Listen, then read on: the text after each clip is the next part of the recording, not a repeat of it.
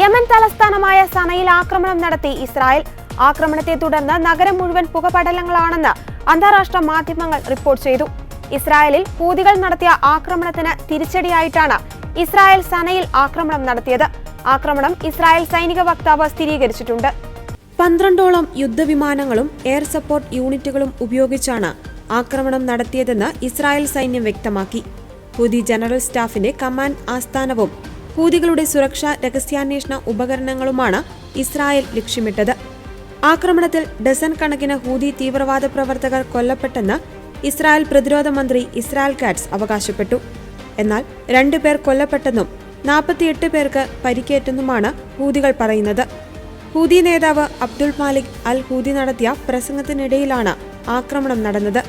ഗാസയിലെ ഇസ്രായേൽ ആക്രമണം 2ാം വർഷമാകുമ്പോൾ ക്രൂരമായ ആക്രമണവും വംശഹത്യയുമാണ് നടക്കുന്നത്.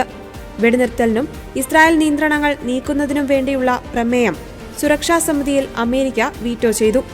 അമേരിക്കയുടെ നിലപാട് ഇസ്രായേലിന്റെ കുറ്റകൃത്യങ്ങൾ തുടരുവാൻ സഹായിക്കുന്നതാണെന്ന പ്രസംഗത്തിനിടെയായിരുന്നു ആക്രമണം. ബുധനാഴ്ച രാത്രിയാണ് ഇസ്രായേലിലെ തെക്കൻ നഗരമായ എയിലത്തിൽ ഹൂതി ആക്രമണമുണ്ടായത്. 22 പേർക്ക് പരിക്കേറ്റിരുന്നു. ഇസ്രായേൽ നഗരങ്ങൾക്ക് നേരെയുള്ള ഏതാക്രമണവും ഹൂതി ഭരണകൂടത്തിന് വേദനാജനകമായ തിരിച്ചടി നൽകുമെന്ന് ഇസ്രായേൽ പ്രധാനമന്ത്രി ബെഞ്ചമിൻ നെതന്യാഹു പ്രതികരിച്ചിരുന്നു. വ്യോമാക്രമണ ഭീഷണിയോട് പ്രതികരിക്കുവാനുള്ള വഴികൾ ആലോചിക്കുവാൻ സൈന്യത്തോട് നെതന്യാഹു ആവശ്യപ്പെട്ടു. പിന്നാലെയാണ് സനയിൽ ആക്രമണമുണ്ടായത്.